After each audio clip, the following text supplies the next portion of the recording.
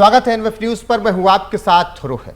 हलाला पूरी तरीके से बैन कर दिया गया है। शादी निकाह को लेकर बड़ा फैसला किया गया। 37 रिश्तों में अब आप शादी और निकाह नहीं कर सकते हैं। यह फैसला गुजरात सरकार ने लिया है। यूसीसी गुजरात में बहुत जल्द लागू हो जाएगा।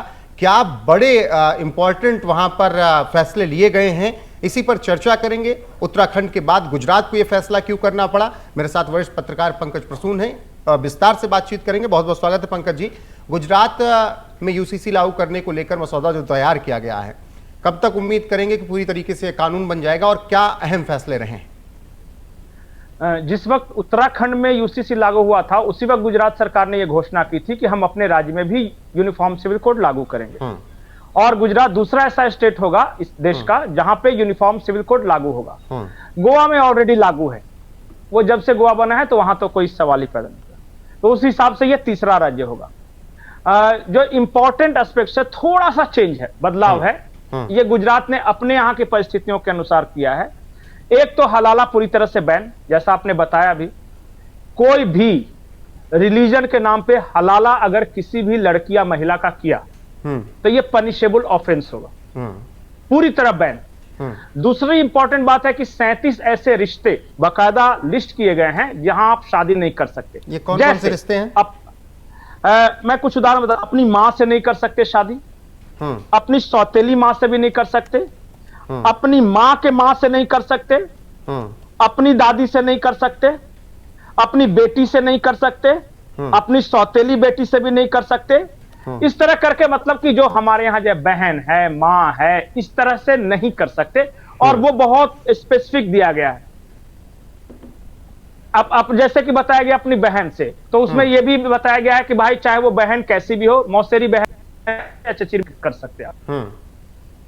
तो ये सब रिश्ते ऐसे भी समाज में मान्य नहीं है। वो होते होंगे कुछ कम, बहुत चुनिंदा लोग जो ये करते हैं। तो वो 37 रिश्ते ऐसे बताए गए हैं। उसकी लिस्ट बाकायदा पूरी सूची है, जाके आप देख सकते हैं जी। तीसरी बात ये जो उसमें कही गई है, बाल विवाह। बाल विवाह पे पूरी तरह रोक है। आप ये नहीं कह सकते कि age of puberty is age of marriage.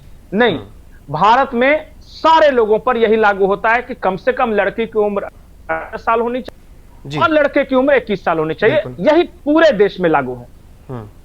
किसी के बारे में नहीं कहा गया, सिर्फ ये नियम है जो कि हर नागरिक पर लागू होंगे। एक और बहुत अहम नियम है पंकज जी। अभी तक अगर महिला तलाकशुदा है तो उसके सामने लिखा जाता था तलाकशुदा, विडो, अगर उसका पति मर गया है तो। अब ये पतियों पर भी लागू होगा। अगर तलाक हो चुका है तो तलाकशुदा पति लिखा जाएगा, उसकी पत्नी नहीं रही है तो वो भी लिखा जाएगा। ये फैसला आपको लगता है कि क्यों किया गया है गुजरात सरकार की तरफ से? देखिए, इसमें दो बातें हैं। अगर लगाना है तो फिर दोनों का लगाओ, और नहीं लगाना है तो दोनों में से किसी का नहीं लगाओ। ऐसा नहीं कि महिला को तो तलाकशुदा महिला बोल रहे हैं और पति है उसके बारे में किसी को कुछ पता ही नहीं। एक और जो इंपॉर्टेंट प्रावधान है, पॉलीगैमी आप नहीं कर सकते। जैसे कि ऐसा एक साथ कई शादियां नहीं कर सकते हो। एक पत्नी के रहते हुए जब नॉर्मल आप कंडीशन में है तो, और वो कोई नहीं, चाहे वो किसी भी जात का हो, किसी भी धर्म का हो, कोई भी हो। मैं इसके बारे में एक बहुत इंपॉर्टेंट आपको मेंशन करना हूं। संजय खान पता है कौन थे? जिन्होंने the sword of Tipu Sultan बनाई थी जी। और बात 2006-07 की है। मैं पत्रकार था एक चैनल में और मैं उनका इंटरव्यू लेने गया। तो इनफॉर्मल बातचीत में उन्होंने कहा कि एक बात बताओ पंकज, क्या वो पहले वाली बात रह जाती है कि एक पति एक पत्नी है और जो प्रेम है, दूसरी आएगी तो अंतर पड़ ही जाता है। कितना भी आप तर्क दो, दलील दो कि दोनों का ख्याल रखेंगे, दोनों को खाना खिलाएंगे, दोनों को बराबर प्यार करते, आप कर ही नहीं सकते। ये मुझे संजय खान ने बताया। ये तो मुस्लिम समुदाय के लोग कहते हैं कि भाई 4 शादी इसलिए करते हैं कि कोई ऐसी हो जो विधवा हो गई हो, जिसके पास कोई रिसोर्स ना हो, कोई ऐसी हो जो गरीब हो, उसके साथ कर लेते हैं। तो वो तो 4 शादियों को इस तरीके से जायज ठहराते हैं। मजलूम हो कोई, उसके साथ कर लेते हैं। नहीं तो शादी क्यों करते हैं? बहन मानकर मदद कर दे, बेटी मानकर मदद कर दे, बीवी मानकर मदद करना ऐसा कौन सा जरूरी है? आप ही बताइए ना। ठीक है, मान लिया कोई विधवा हो, अपना ख्याल नहीं रख सकती, उसके पास पैसे की कमी हो, तो उसको बहन मानकर भी तो मदद कर सकते हैं। अगर कम उम्र की है तो बेटी की तरह भी मदद कर सकते हैं। चलिए, बीवी बहन मान के मान क्यों के भी मदद कर करें? दिया तो बहन से भी शादी कर सकते हैं, निकाह कर सकते हैं। इसलिए तो बैन लगा दिया कि अब नहीं कर सकते। और किसी एक की बात नहीं है, वहां पे कहीं मेंशन नहीं है कि हम किसके लिए ला रहे हैं। एक तरह के लोग हैं, एक समाज में रहना है। तो अगर देखिए बगल वाला भी देखता है कि यार ये ऐसे कर रहा है तो उस पर भी असर पड़ता है, इसलिए कोई नहीं करेगा। भले मेंशन नहीं और कि भी बहुत समुदाय के सारे लिए लाया जा रहा है, लेकिन बवाल कौन करेगा, विरोध कौन करेगा, ये भी आप जान रहे हैं। अच्छा एक बार बताइए कि दुनिया में कौन सा ऐसा इस्लामिक मुल्क है, कौन सा ऐसा इस्लामिक मुल्क है जहां पे इन सब चीजों को जायज माना जाता है? क्या आपको पता है कि अरब में कहीं भी वक्फ नहीं होता, वक्फ कानून नहीं है? नहीं है ना? क्या आपको पता है कि अरब में हलाला जैसी कोई प्रथा नहीं है? जब मुस्लिम कंट्रीज में नहीं है, पाकिस्तान में हलाला बैन है, तो हम क्या उससे भी गए गुजरे हैं? नहीं, ये तो समाज को डिसाइड करना होगा ना, ये भारत के हर नागरिक को डिसाइड करना होगा, चाहे वो हिंदू हो, मुस्लिम हो, सिख हो, ईसाई। क्या ये उचित है कि एक महिला जो किसी वर्ष उसके पति के साथ कुछ झगड़ा हो गया, अलग रहने लगी, तो वापस पति के पास आने के लिए उसे किसी तीसरे के साथ हम बिस्तर होना पड़े? ये इंसानियत है?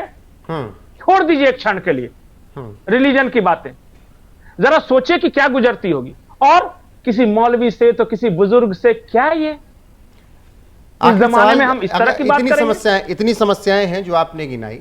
अब बीजेपी शासित दो राज्य हो गए, उत्तराखंड और गुजरात, जहां पर यूसीसी को लेकर यह फैसला किया गया। मेरा सवाल यहां पर यह है कि एक एक राज्य पे फैसला करने से पहले, कानून बनाने से बेहतर है कि आप केंद्र से ही बनाकर राज्यों को आदेश दीजिए हर जगह लागू हो। नहीं, टेस्ट केस इसको बोलते हैं। क्या होता है कि एक मॉडल होता है, जैसे कि उत्तराखंड का समाज कैसा है, गुजरात का कैसा है। इसी देश में कुछ ऐसे ट्राइब्स हैं, चाहे वो नॉर्थ ईस्ट के हो या कुछ ऐसे है, जहां बहुविवाह है और वो दुनिया से कनेक्टेड नहीं, बहुत है वो। मेरे अपने झारखंड में भी कुछ ऐसे ट्राइब्स हैं जहां पे शादी का कॉन्सेप्ट ही अलग है। अगर दिल्ली से एक फैसला उन पे लागू करेंगे ना तो वहां विद्रोह हो जाएगा। और वो है न, दुनिया से उतना कनेक्शन है, और वो सदियों से अपनी जो परंपरा चली आ रही है वो सब। तो इसीलिए उस तरह के लोगों को एक अलग विशेष दर्जा दिया गया, इसको 5th शेड्यूल बोलते हैं। 5th शेड्यूल के लोगों में ट्राइबल रूल्स एंड रेगुलेशंस लागू रहेंगे, जो कि भारतीय संविधान भी लागू रहेगा और उनके अपने जो परंपराएं हैं उसके अनुसार लागू रहेंगे। इसलिए राज्य दर राज्य करना मेरे हिसाब से ज्यादा बेहतर है। जैसे कि अगर उत्तर प्रदेश सरकार कुछ लाती है तो वह उत्तर प्रदेश के समाज को ध्यान में रखकर लाएगी। अब आप तमिलनाडु के समाज को ध्यान में रखकर उत्तर प्रदेश में तो कोई कानून लागू नहीं कर सकते ना। तो क्या मान लें कि आने वाले वक्त में और ऐसे राज्य होंगे, खास करके बीजेपी शासित, जहां पर यूसीसी आएगा? देखिए, बीजेपी कांग्रेस की बात नहीं, मुझे लगता है कि हर राज्य सरकार को जो कुरीतियां हैं उन पे, देखिए राज्य का काम, जो सरकार का काम सिर्फ सरकार चलाना नहीं है कि हम बजट बना दिए और रोड बना दिए। एक तो सामाजिक सुधार की सतत प्रक्रिया भी होनी चाहिए ताकि उस समाज का उत्थान हो। अगर मान लिया कि किसी समाज में दारू पीना जायज है, सब नशे में लुढ़के रहते हैं, सरकार का क्या काम है? यही ना कि कुछ ऐसा किया जाए कि वहां कम से कम नशापान हो और लोग मुख्य धारा में जुड़े, लोग पढ़ें लिखें, अफसर बने और देश में कंट्रीब्यूट करें। यह कर्ज किया जा सकता है। हर राज्य सरकार का यह कर्तव्य है कि सामाजिक रूप से भी अपने समाज को दक्ष बनाए, आर्थिक रूप से भी बनाए। बिल्कुल, सामाजिक रूप से समाज को बेहतर बनाना है, और यही वजह है कि उत्तराखंड के बाद गुजरात सरकार ने भी यह फैसला किया और किसी एक विशेष समुदाय की नहीं, ये सब पर लागू होगा। बाकी बने रहिए, जो अपडेट आएगी आप तक जरूर पहुंचाएंगे। अभी के लिए बस इतना ही। नमस्कार।